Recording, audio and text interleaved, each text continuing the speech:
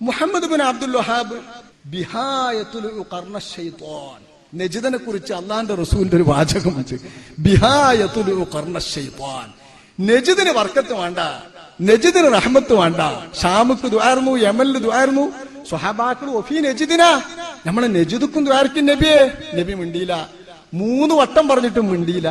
3-ാം വട്ടം ആവർത്തിച്ച് നബി പറഞ്ഞു ബിഹായത്തുൽ ഖർന ശൈത്വാൻ. പിശാച്ചിന്റെ 2 കൊമ്പ് പുറപ്പെടാനുള്ള സ്ഥലമല്ലേ അത്? പിശാച്ചിന്റെ 2 കൊമ്പ് പുറപ്പെടുന്ന സ്ഥലം. സ്വഹാബാക്കൾ അന്ന് തന്നെ മനസ്സിലാക്കി പിശാച്ചിന്റെ 1 കൊമ്പ് പുറപ്പെട്ട്. മുസൈലിമത്തുൽ കദ്ദാബ് എന്ന് പറയുന്ന മുസൈലിമ യമാമ എന്ന് പറയുന്ന ദേശം നജിദിലാണ്. യമാമ, നജിദിലെ യമാമയിലാണ് മുസൈലിമത്തുൽ കദ്ദാബ്. അപ്പൊ യമാമയിൽ ജനിച്ച മുസൈലിമത്തുൽ കദ്ദാബ് ഒരു കർണാന്ന് മനസ്സിലാക്കി. പിന്നത്തെ ഒരു കർണ് ചരിത്രം കണ്ടിരുന്നില്ല. ചരിത്രത്തിൽ അങ്ങനെ ഒരാൾ വിദണ്ഡവാദവുമായിട്ട് വന്നിരുന്നില്ല. പിന്നെ പിന്നെ പിന്നെ പിന്നെ വന്നു നോക്കുമ്പോ മുഹമ്മദ് ബിൻ അബ്ദുൽ വഹാബിന്റെ വഹാബിസ പ്രസ്ഥാനം വന്നപ്പോൾ ആളുകൾ വിധി എഴുതി, പണ്ഡിതന്മാര് വിധി എഴുതി, അദ്ദേഹമാണ് കൊമ്പ്. ഒരു അബുജദിന്റെ കണക്ക് നോക്കാറുണ്ട് പണ്ട്. ഈ അബുജദ് കണക്ക് നോക്കിയാല്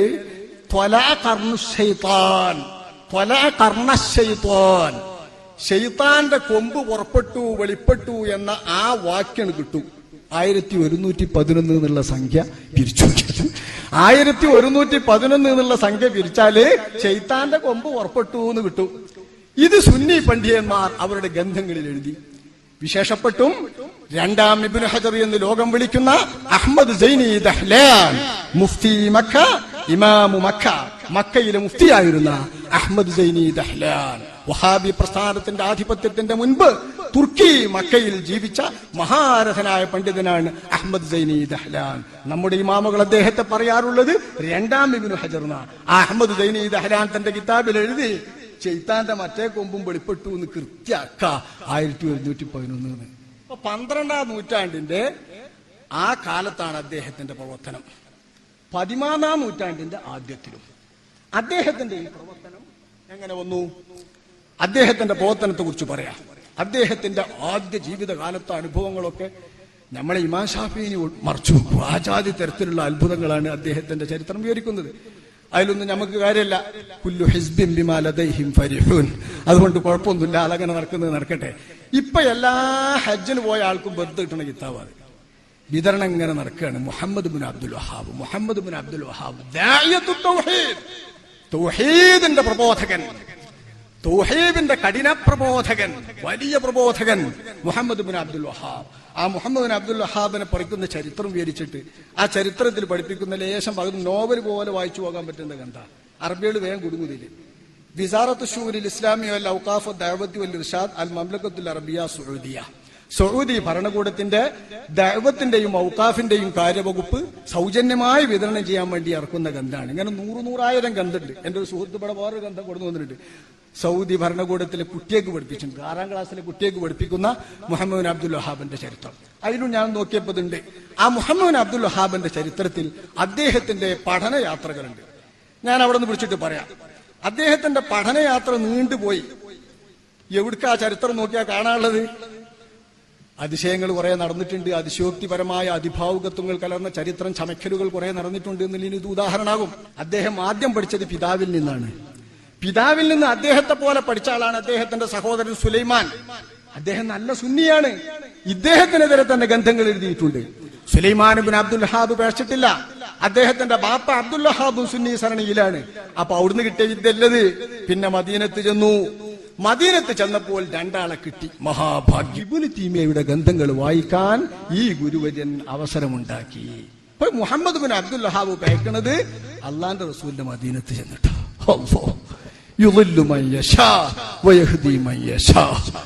എന്ത് ചെയ്യാനാ? അള്ളാഹ് ഞാൻ ഓതി വെച്ച ആയത്തായിരുന്നു. ബിദ്അത്തിന്റെ അഹ്ലികാരെ പറയുന്നിടത്ത് ഓതി വെച്ച ആയത്ത്. അഫമൻ സുയ്യിന ലഹു സൂഉ അമലിഹി ഫറആഹു ഹസന. അല്ലാഹു തആല ഒരാൾക്ക് അയാൾ ചെയ്യുന്ന സൽക്കർമ്മങ്ങളെല്ലാം പിശാച് മുഖേന നല്ലതാന്ന് തോന്നിപ്പിക്കും. അത് അതിലേറെ പോവും, കേടുവരും. അത് ചിലപ്പം വലിയവരും പേക്കും.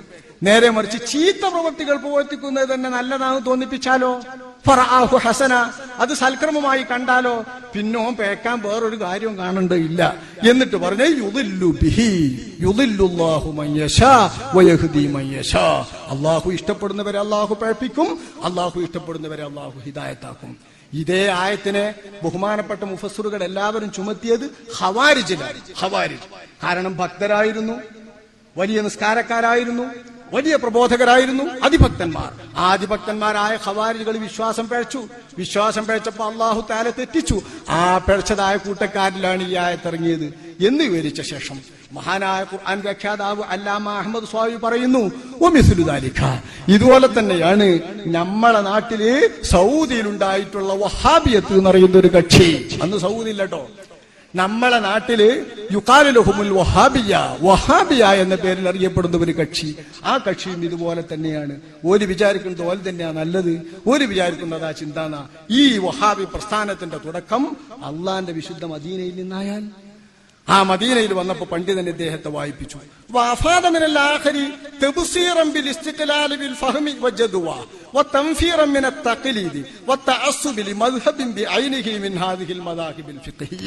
രണ്ടാമത്തെ പണ്ഡിതനിൽ നിന്ന് കിട്ടിയത് അനുകരണം വേണ്ടേ വേണ്ട, ഒരാളെയും അനുകരിക്കരുത്, സ്വന്തമായി അഭിപ്രായം പറയാൻ ആർജവം വേണം, സ്വന്തമുള്ളവരെ മുൻപുള്ളവരെ വെടിയണം, മുൻപുള്ളവരെ അനുകരിച്ച് പറഞ്ഞുകൊണ്ടിരിക്കരുത്, മദ്ഹബിന് വേണ്ടിയിട്ട് പക്ഷപാതിത്വം പിടിക്കരുത്, കർമ്മശാസ്ത്ര മദ്ഹബിൽ നിന്ന് തന്നെ ഇഷ്ടമുള്ളത് പറയാം.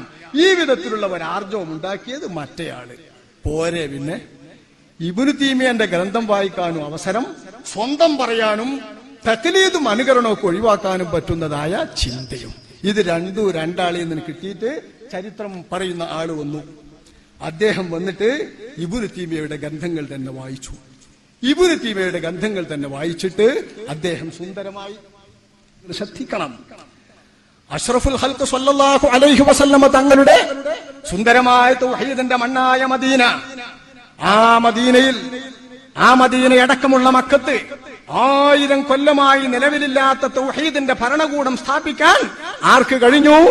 മുഹമ്മദ് ബിൻ അബ്ദുൽ വഹാബിന്റെ ക്ഷണം സ്വീകരിച്ചിട്ടുള്ള മുഹമ്മദ് ബിൻ സഊദ് എന്ന ഭരണാധികാരി കൈക്ക് സഊദി ഭരണകൂടത്തിലെ തൗഹീദ് ഉണ്ടാക്കാൻ കഴിഞ്ഞു. തൗഹീദല്ല വിഷയം, 1000 കൊല്ലമായി വിനഷ്ടമായ തൗഹീദ്. മക്ക മദീനന്റെ മണ്ണിൽ കഴിഞ്ഞ 1000 കൊല്ലെങ്കിലും ഈ തൗഹീദില്ല എന്ന പരാമർശം എത്ര കടുത്ത അപരാധമാണ്! ചരിത്രം പൊറുക്കുമോ? അള്ളാഹു മാപ്പ് നൽകുമോ? വല്ലാത്ത കുറ്റമല്ലേ അത്? എന്ത് അപരാധമായി എഴുതുന്നത്? ഒരു പണ്ഡിതൻ വരും മദീന. അന്ന് മദീനയിലെ പണ്ഡിതനിലേക്ക് ഇൽമു ഒന്നാകെ കൂടും. ദീൻ തന്നെ മദീനയിലേക്ക് എത്തും. പാമ്പ് മാളത്തിൽ ഒതുക്കുന്നത് പോലെ ദീൻ മദീനയിൽ കൂടും എന്ന് പറഞ്ഞ ആ ഹദീസിന് പണ്ഡിതന്മാരും മുഹദ്ദിസുകളും ആസകലം വ്യാഖ്യാനിക്കുന്നത് ഇമാമു ദാരിൽ ഹിജ്റ മാലിക് ഇബ്നു അനസ് റളിയല്ലാഹു അൻഹുവിന്റെ മേലാണ്. അപ്പൊ മക്കയിൽ സഊദി ഭരണകൂടത്തിന്റെ വിധാതാവാകാൻ, അതിന് വേദി ഒരുക്കാൻ, ദീനിന്റെ ദശയിൽ മൂശ വാർത്തെടുക്കാൻ മുഹമ്മദ് ബിൻ അബ്ദുൽ വഹാബും രാഷ്ട്രീയാധികാരങ്ങൾ മുഴുക്കേയും പിടിച്ചെടുക്കാൻ മുഹമ്മദ് ബിൻ സഊദും പരിശ്രമിച്ചു. രണ്ടുപേരും കൂടിയിട്ടുണ്ടാക്കിയെടുത്ത ആ രണ്ട് ഭരണത്തിന്റെയും ഇദ്ദേഹത്തിന്റെ ദഅവത്തിന്റെയും പേരിൽ ഉടൽ കൊണ്ടിട്ടുള്ള ഒരു പ്രസ്ഥാനമാണ് വഹാബിസം. ഇതാ വഹാബിസം.